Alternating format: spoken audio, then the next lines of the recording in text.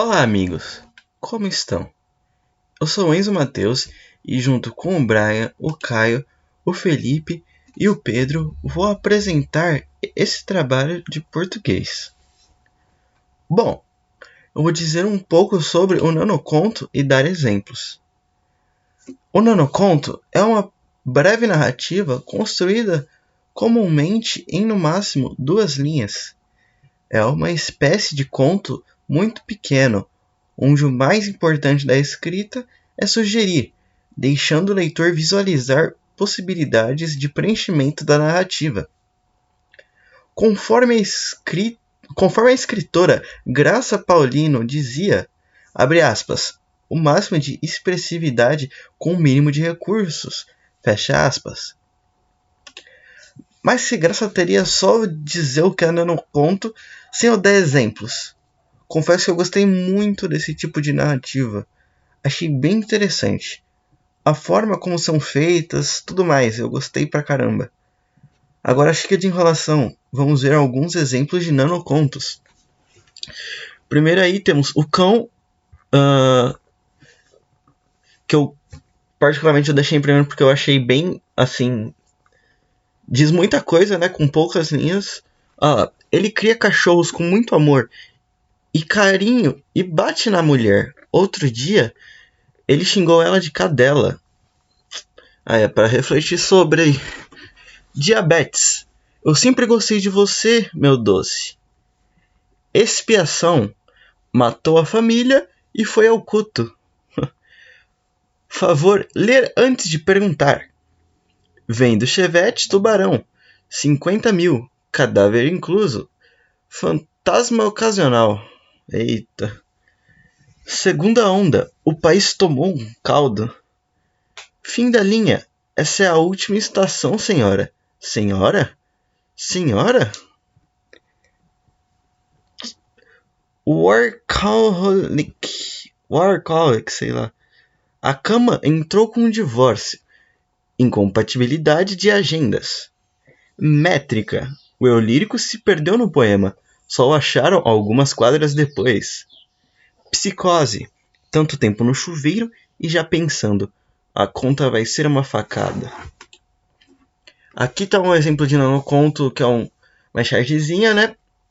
Ela é bem pesada, então, sei lá. Ela é pesadinha.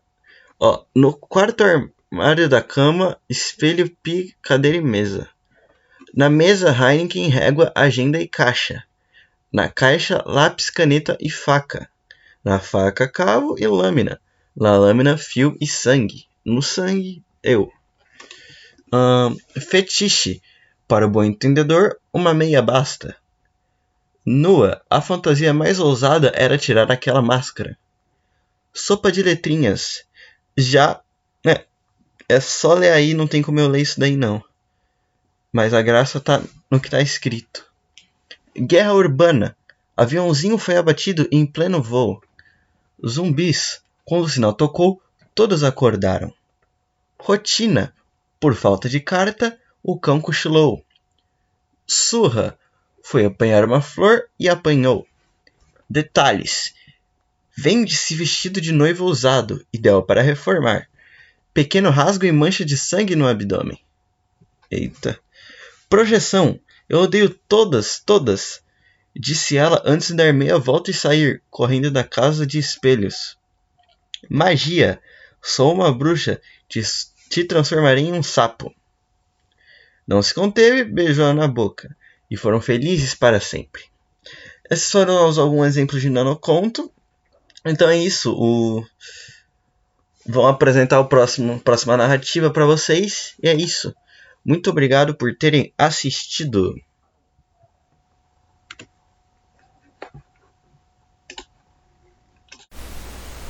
Olá, eu sou o Felipe e hoje eu vou falar para você o que é as principais características, estrutura de uma fábula e alguns atores também de fábulas.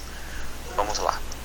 Fábula é um gênero do tipo narrativo muito popular e aparecido por pessoas de diversas idades, nascida da tradição oral.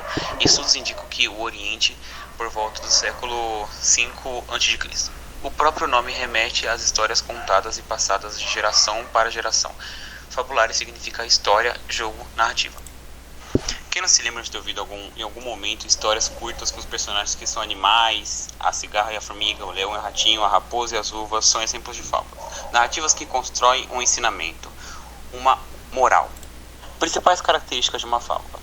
A fábula é uma narrativa de caráter ficcional que usa a alegoria para construir seus sentimentos. Os animais, que são personagens que possuem característica humana, como ganância, preguiça, inveja, sabedoria, astúcia, etc. Por meio dessas características, os personagens movimentam-se e a história desenrola, levando à construção de um ensinamento. Considerando que a fábula pode ser contada oralmente, sabemos que há diferentes versões de uma mesma história, o que não compromete a função há de se levar as pessoas e refletir sobre o comportamento em sociedade. As fábulas podem ser escritas em prosa, textos em parágrafos, ou em versos. Os títulos geralmente fazem referência aos personagens e o tempo e o espaço relacionam ao habitat delas. A linguagem é simples, objetiva e direta, e pode haver diálogos com presença do discurso direto.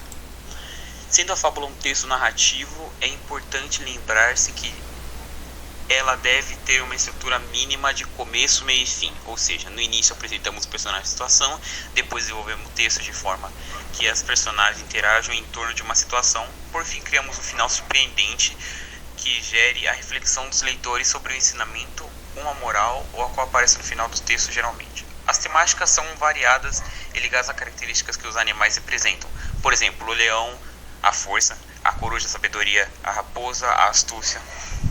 Autores de fábulas. Os mais conhecidos autores de fábulas são Esopo, Fedro e La Fontaine. Aqui são atribuídas as autorias dos textos mais famosos entre os leitores. No Brasil temos representando como Monteiro Lobato e Milor Fernandes, que se dispôs a uma construção de releituras de fábulas.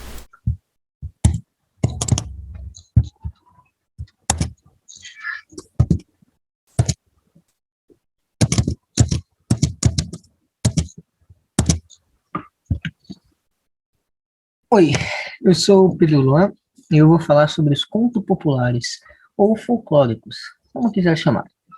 São narrativas passadas de geração em geração. Elas não têm autor conhecido. Cada história é aumentada e modificada à medida que vai sendo repetida. A autoria é atribuída ao povo, que seria folk em inglês. Daí se origina a palavra folclore. Muitos contos populares são bastante antigos, passando de boca em boca. Não eram escritos, mantinham-se vivos graças à memória dos contadores de história. Os contos populares abordam vários aspectos da vida. Podem falar de alegrias e tristezas, animais e seres mágicos, heróis e vilões. Podem ser cômicos, satíricos ou empolgantes.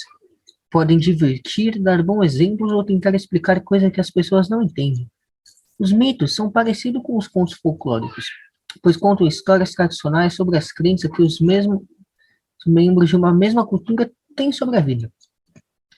Diferentes culturas contam histórias diferentes. Contudo, os mesmos temas surgem em contos populares de lugares distantes. Por exemplo, histórias sobre a vitória da inteligência sobre a força são comuns no oeste da África, na América e em outras partes do mundo.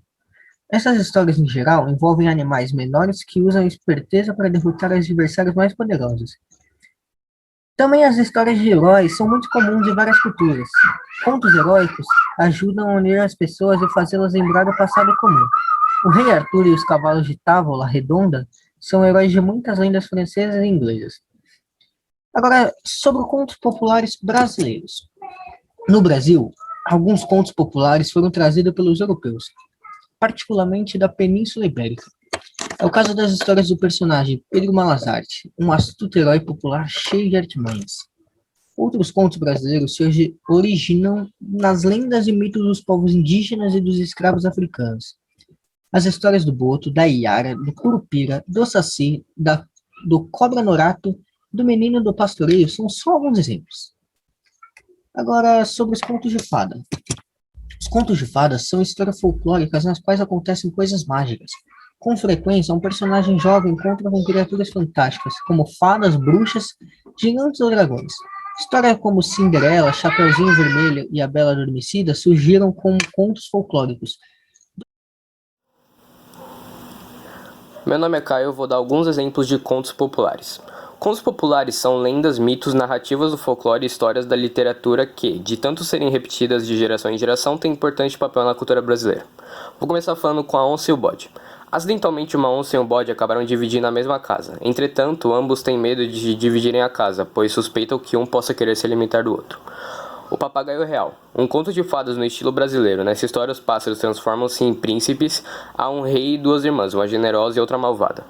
O menino e o padre. Um menino inocente ou muito danado oferece ao padre algo para ele beber. Entretanto, na gentileza do menino se escondia o fato de que a bebida não estava nada própria para ser tomada. A Madrasta. Um conto de fadas brasileiro. Um viúvo conhece uma nova mulher que é uma madrasta má. Ela resolve colocar fim na vida das 3 filhas dele, mas um milagre salva as meninas. A Raposinha. Um príncipe determinado a ajudar seu pai, mas com dificuldade em aceitar os sábios conselhos da raposinha. Após tantas tentativas, o príncipe finalmente começa a ver sua sorte mudar. A Onça e o Boi. Uma fábula folclórica sobre uma onça e um boi que vivem desconfiando um do outro. A onça e o gato. A pedido da onça, o gato ensinou-lhe a pular, mas conhecendo a onça, resolveram ensinar sem dar os principais truques. Uma brincadeira em forma de conto popular que mostra o que os mestres podem fazer do seu conhecimento sem passá-los de modo absoluto aos aprendizes. O Jabuti e a Raposa. Uma fábula do folclore brasileiro em que a raposa, que se acha muito esperta, rouba a flauta do jabuti, mas ele sabe como atrair a raposa para buscar seu instrumento musical. O Doutor Sabe Tudo. Um camponês descobre como ficar rico. Ele precisa colocar um letreiro na porta que diga: "Sou o Doutor Sabe Tudo". E não é que isso bastou para ele enriquecer? O Sapo com Medo d'Água. O sapo esperto que afirma temer a água, sua esperteza salva sua vida, enganando 2 meninos que queriam matá-lo. A Cumbuca de Ouro. Um rico resolveu dar a um pobre honesto uma cumbuca de vespas, mas quando chegou nas mãos do pobre virou uma cumbuca de ouro. Um conto popular pernambucano que usa elementos fantasiosos para transformar as vespas em ouros, dando uma lição ao rico que tinha más intenções. A Princesa Roubadeira. Uma princesa que adora fazer negociações e trocas, mas que acaba por se dar mal. De tanto querer vencer os presos, é ela que é vencida. E por último, Cobra Norato. Uma lenda da região da Amazônia é uma história sobre 2 serpentes gêmeas que nasceram de uma indígena e um boto. Cobra Norato é uma das serpentes. Estes são alguns dos contos mais populares que existem na região do nosso Brasil. Obrigado.